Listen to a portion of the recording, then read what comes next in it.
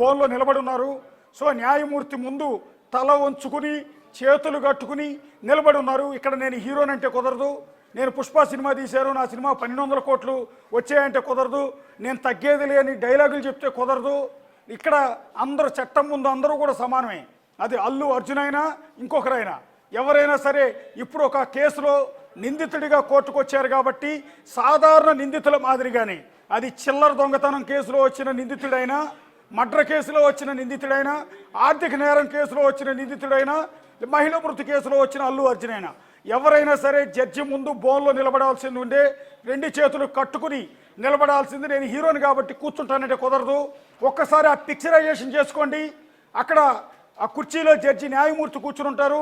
Hall అంతా కూడా న్యాయవాదులతో పూర్తిగా కిక్కిరిసిపోయి ఉంటుంది.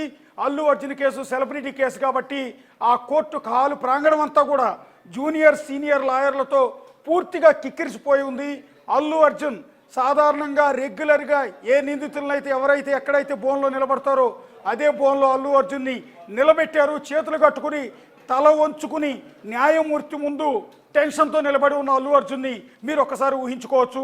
బెయిల్ ఇస్తారా, జైలుకు పంపుతారా అన్న టెన్షన్ కోర్టు ప్రాంగణంలోకి వచ్చినప్పటి నుంచి అల్లు అర్జున్లో మనకు స్పష్టంగా కనిపిస్తోంది. కోర్టు మెట్లెక్కుతున్నప్పుడు ఆ టెన్షన్ మరింత పెరిగింది. కోర్టు హాల్ లోపలికి అడుగు పెట్టిన తర్వాత ఇది పరిస్థితి మరింత భయంకరంగా మారింది. ఏం జరగబోతోంది? ఏదైతే చిక్కడపల్లి పోలీస్ స్టేషన్కి వచ్చినప్పుడు అల్లు అర్జున్ రిలాక్స్డ్గానే కనిపించారు. గాంధీ హాస్పిటల్కి వెళ్ళినప్పుడు రిలాక్స్డ్గానే కనిపించారు. నాంపల్లి కోర్టు దగ్గరికి తీసుకొస్తున్నప్పుడు ఉల్లాసంగానే కనిపించారు. కానీ నాంపల్లి కోర్టు లోపలికి గేటు దాటి లోపలికి అడుగు పెడుతున్నప్పుడు, మెట్లు ఎక్కుతున్నప్పుడు, కోర్టు హాల్లోకి వెళ్తున్నప్పుడు మాత్రం చాలా సీరియస్గా టెన్షన్గా కనిపిస్తున్నారు అల్లు అర్జున్.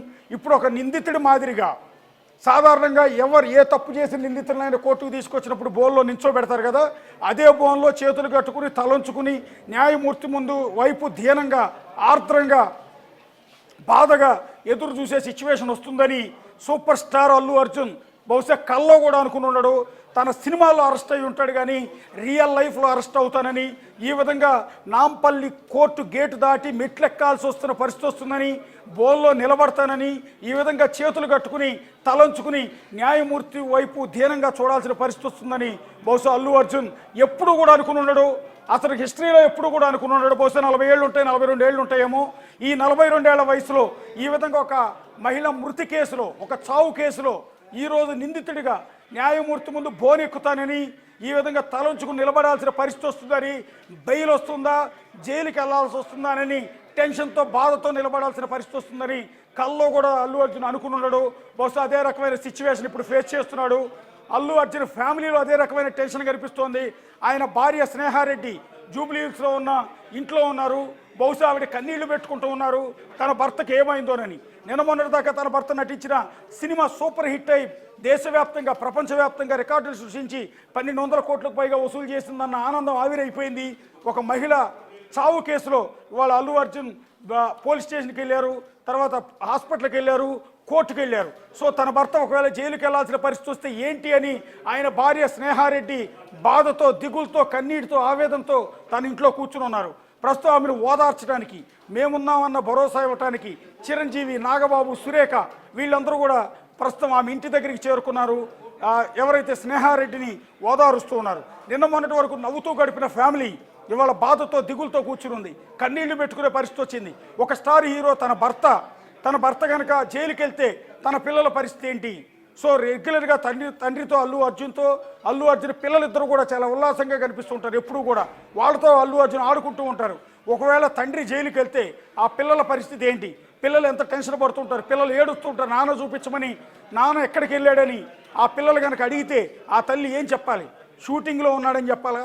షూటింగ్ కోసం వేరే కంట్రీకి వెళ్ళాడని అబద్ధం చెప్పాలా? అబద్ధం చెప్తే ఆ పిల్లలు ఒప్పుకుంటారా? ఆ పిల్లలు టీవీ చూడకుండా ఉంటారా? ఆ పిల్లలు వాట్సాప్ చూడకుండా ఉంటారా? ఆ పిల్లలకి తండ్రి అరెస్ట్ చేసి రిమాండ్కి వెళ్తే ఆ విషయం తెలియకుండా ఉంటుందా? దాన్ని దాచే ప్రయత్నం స్నేహారెడ్డి చేస్తుందా? ఇదంతా కూడా ఒక సస్పెన్షన్, ఒక బాధాకరమైన వాతావరణం అల్లు అర్జున్ ఇంటి లోపల ప్రస్తుతం మనకు కనిపిస్తోంది. సో మెగాస్టార్ చిరంజీవి, ఆయన సోదరుడు నాగబాబు ఇద్దరు కూడా స్నేహారెడ్డిని, అంటే అల్లు అర్జున్ సతీమణిని ఓదార్చే ప్రయత్నంలో ఉన్నారు.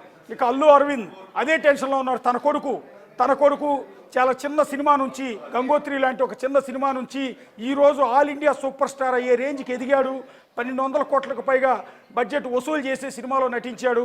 పుష్ప అంటూ ఈరోజు ప్రపంచవ్యాప్తంగా ఒక నేషనల్ అవార్డు సాధించిన విన్నర్గా ఆ కొడుకుని, నా కొడుకు ఇలాంటి వాడని గర్వపడే లోపే ఇవాళ ఒక చావు కేసులో, ఒక మహిళ చావు కేసులో అరెస్ట్ అయ్యి జైలుకి కోర్టుకెళ్ళి కోర్టులో న్యాయమూర్తి ముందు ధీరంగా నిందితుడి మాదిరిగా నిలబడ్డాడని ఆ బాధ అల్లు అర్జున్లో క్లియర్గా ఉంది.